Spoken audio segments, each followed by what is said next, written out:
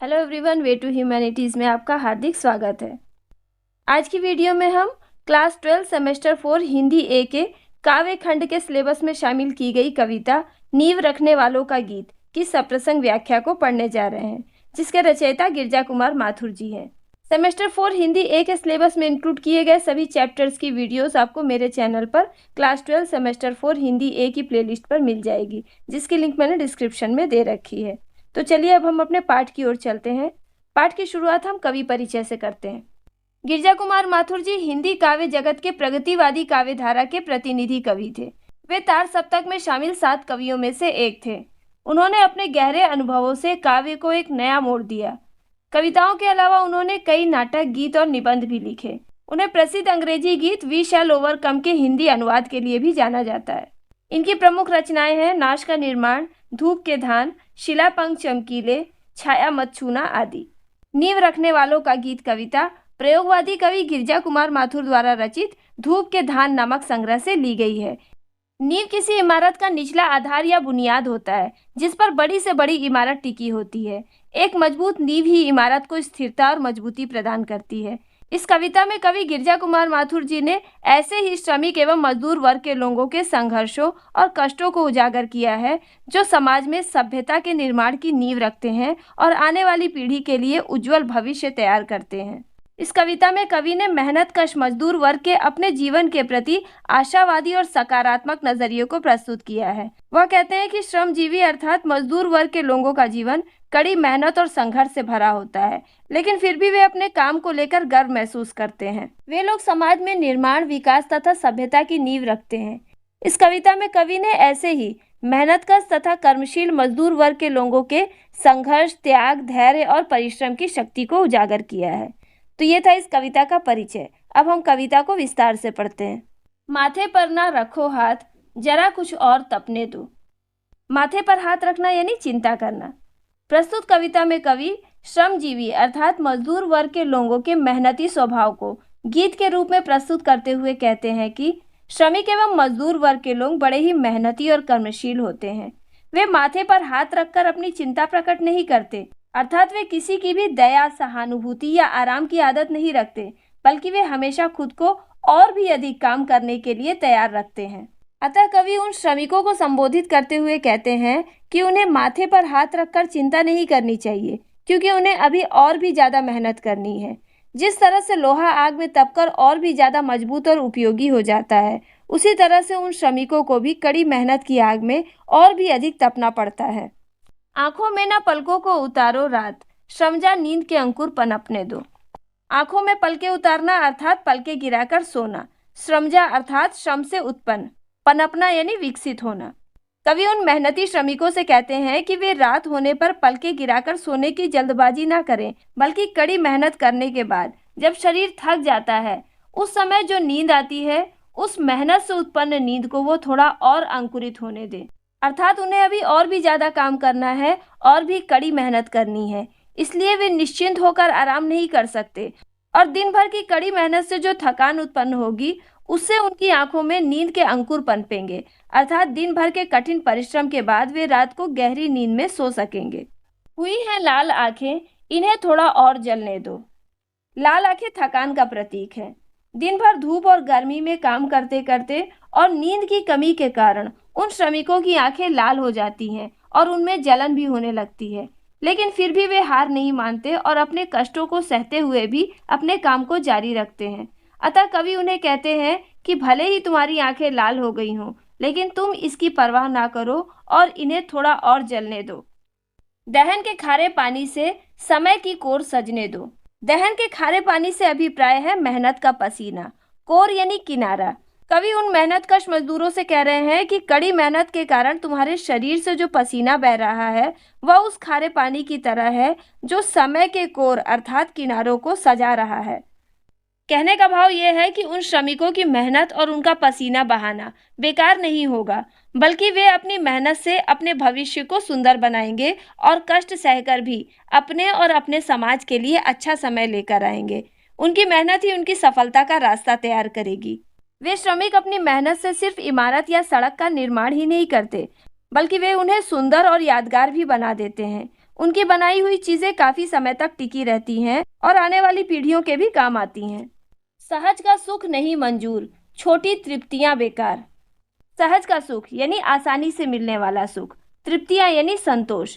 कवि कह रहे हैं कि समाज में सभ्यता की नींव रखने वाले मजदूर आसानी से मिलने वाले सुखों से संतुष्ट नहीं होते। उनके लिए छोटी छोटी इच्छाओं के पूरे होने से जो संतोष मिलता है वह किसी काम का नहीं है। अर्थात उनके लिए छोटी छोटी उपलब्धियों का कोई महत्व नहीं होता, क्योंकि उन्हें जीवन में काफी बड़ी सफलता हासिल करनी है और जिंदगी में कोई महान उपलब्धि या कोई बड़ी सफलता हासिल करने के लिए छोटे छोटे सुखों और आराम को त्यागना ही पड़ता है। उठे जब तक न मिट्टी से नया संसार, तुरंत की चैन रंगीनी सभी निस्सार।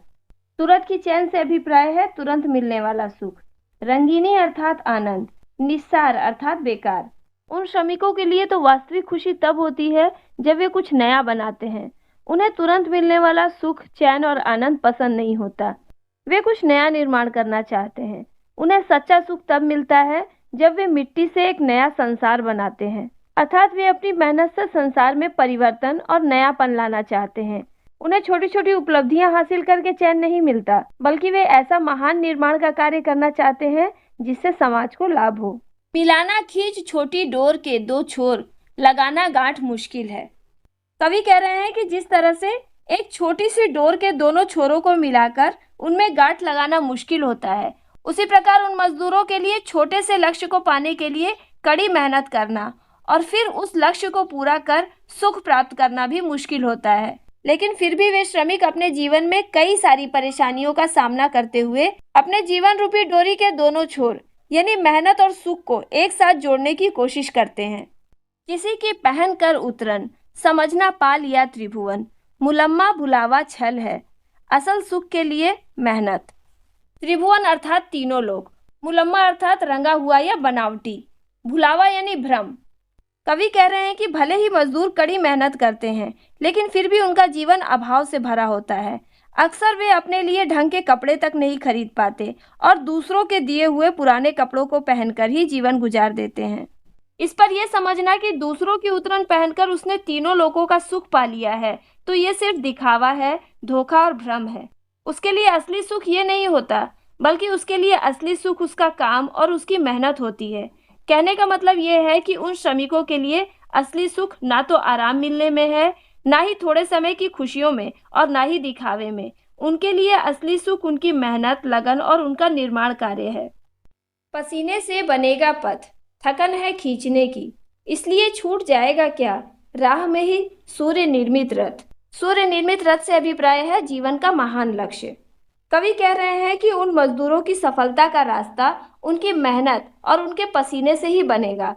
इस रास्ते को खींचने में अर्थात इसे बनाने में भले ही उन्हें काफी मेहनत करनी पड़े और काफी थकावट भी हो, लेकिन फिर भी अपनी इस थकावट की वजह से वे अपने सूरज से बने हुए रथ को यानी अपने महान लक्ष्य को रास्ते में ही अधूरा नहीं छोड़ देते, क्योंकि उन्हें पता है कि उनकी आने वाली पीढ़ी का भविष्य उनके इसी निर्माण कार्य पर निर्भर है।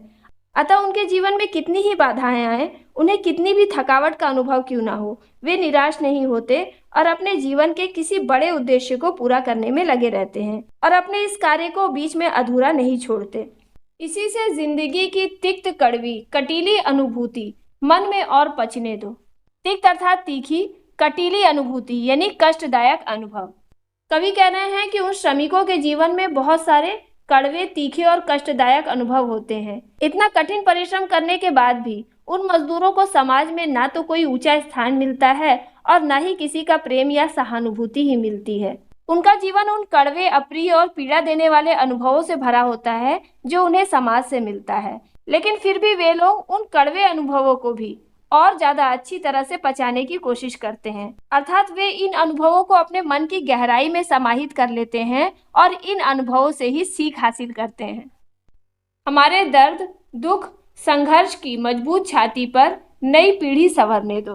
उन श्रमिकों और मजदूरों का यही संघर्ष, उनकी पीड़ा और उनका दुख उन्हें और भी ज्यादा मजबूत बनाता है। अपने इसी संघर्ष, दुख और पीड़ा की नींव पर वे आने वाली पीढ़ी के भविष्य को संवरता हुआ देखना चाहते हैं। वे अपने त्याग और अपनी मेहनत से आने वाली पीढ़ी के लिए एक बेहतरीन दुनिया बनाना चाहते हैं, क्योंकि किसी इमारत की नींव अर्थात बुनियाद जितनी ज्यादा मजबूत होगी, उस पर खड़ी हुई इमारत भी उतनी ही ज्यादा मजबूत और टिकाऊ होगी।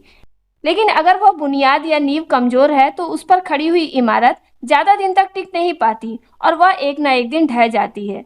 उसी तरह से कड़ी मेहनत करने वाले ये श्रमिक और मजदूर समाज के सामने अपनी मेहनत, त्याग और सहनशीलता की नींव अर्थात आधार को प्रस्तुत करते हैं, ताकि आने वाली पीढ़ी भी उन्हीं के समान मेहनती और संघर्षशील बन सके और अपने जीवन को बेहतर ढंग से संवार सके।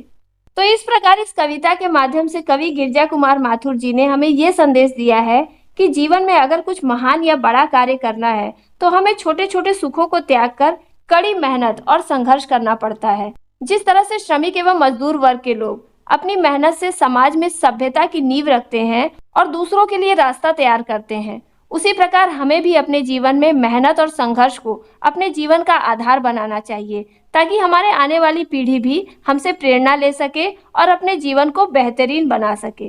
और अब कविता का विशेष। कविता की भाषा शुद्ध साहित्यिक खड़ी बोली है। कविता में श्रमिक एवं मजदूर वर्ग का परिश्रम के प्रति सकारात्मक दृष्टिकोण प्रकट हुआ है। कविता में मजदूरों एवं श्रमिकों के माध्यम से आने वाली पीढ़ी को परिश्रम एवं संघर्ष करने का संदेश दिया गया है तथा उनके उज्जवल भविष्य की कामना की गई है। कविता में नए नए प्रतीकों एवं बिंबों का प्रयोग किया गया है।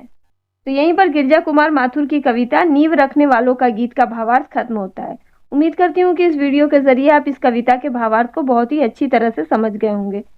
तो वीडियो पसंद आई हो तो इसे लाइक और कमेंट कीजिएगा, साथ ही इसे अपने दोस्तों को भी शेयर कीजिएगा। जल्दी मिलते हैं अगली वीडियो में नए चैप्टर के साथ।